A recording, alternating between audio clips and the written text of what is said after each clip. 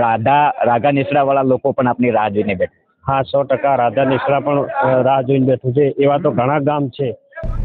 વાવ પેટા ચૂંટણીમાં અંતિમ ઘડીએ વાવમાં ગુલાબ ગરમાઈ ગયું અને કમળ ખીલી ગયું છે. ત્યારે કોંગ્રેસના ગુલાબસિંહ રાજપૂતને હરાવી સ્વરૂપજી ઠાકોરે 2500થી વધુ મતની લીડથી જીત મેળવ્યા બાદ છેલ્લા 3 રાઉન્ડમાં બાજી પલટાઈ હતી અને હાલ જીત્યા બાદ સ્વરૂપજી ઠાકોર વાવના નવા ધારાસભ્ય બન્યા છે.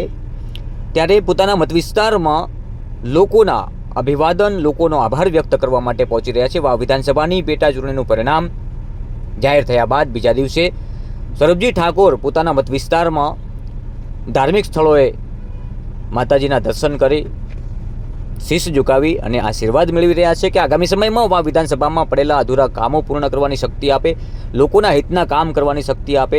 અને જોઈ રહ્યા છો અહીંયા વાવ વિધાનસભા મત વિસ્તારમાં પહોંચ્યા છે વાવના નવા ધારાસભ્ય સ્વરૂપજી ઠાકોર.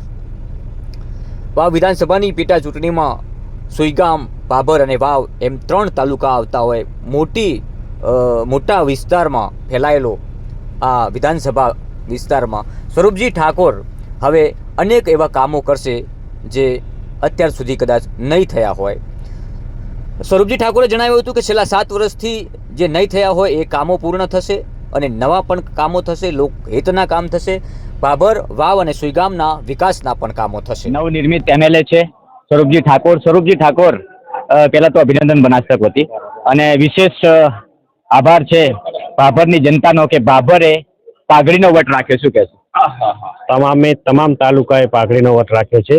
વાવ હોય, સુઈગામ હોય, બાબર હોય, પણ તમામ અઢારે આલમનો હું આભાર માનું છું.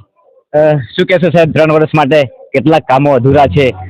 નિવેદનો પણ આવ્યા હતા સામે કે વર્ષમાં પણ પૂરા થશે ને 3 વર્ષમાં, 7 વર્ષમાં નહીં થયા હોય એ 3 વર્ષમાં પૂરા કરવાના. 100% અમે પૂરેપૂરી મહેનત કરશું દાદાના કૃપાથી. જે 7 વર્ષમાં કામ નથી થયા એ 3 વર્ષની અંદર પૂરા કરીશું. સાહેબ, રાગા નેસડા વાળા લોકો પણ આપની રાહ જોઈને બેઠા. હા, 100% રાધા નિશ્રા પણ રાહ જોઈને બેઠું છે. એવા તો ઘણા ગામ છે ત્યાં આગળ હજુ વિકાસથી વંચિત હોય એ પહેલા જ વિકાસથી વાળા એમને કામો પૂર્ણ કરી ને આગળના કામ કરીશું. 2017 પહેલાના અનેક કામો થયા છે જે આજે પણ અધૂરા છે. કેટલી કોશિશ કરશો પૂર્ણ કરવા? હા, 100% અમે કોશિશ કરશું એ કામો પૂર્ણ કરવા માટે. સાહેબ, ધડકન વધારે એવી સ્થિતિમાં પણ આખરી સાંજ તક મતલબ જે હૌસલો બુલંદ રાખ્યો અને છેલ્લી ઘડીએ પણ જે વિશ્વાસ અડગ રહ્યો, આ કયો ચમત્કાર?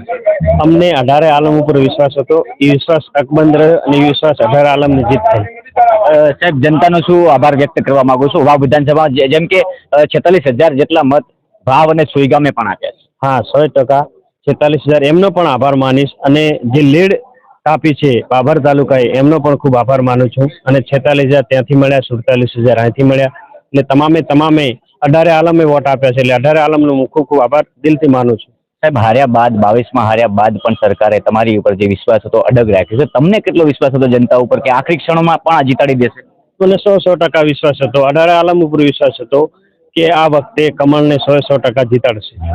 આભાર. અમારી સાથે જોડાવા બદલ હતા સ્વરૂપજી ઠાકોર, જેઓ હાલમાં જનતાનો આભાર વ્યક્ત કરવા માટે ગામડે ગામડે પહોંચી રહ્યા છે અને આગામી સમયમાં જે રીતના જોઈ રહ્યા છો તમે અહીંયા લોકો ફૂલહારથી એમનું સન્માન કરી રહ્યા છે અને જે રીતે ગ્રામીણ વિસ્તારના લોકોનો આભાર વ્યક્ત કરવા માટે ગામડે ગામડે પહોંચી રહ્યા છે અને વાવ વિસ્તારના જે અધૂરા પડેલા જે કામો છે આગામી સમયમાં પૂર્ણ કરવાની પણ બાંયધરી આપી છે. નમસ્કાર.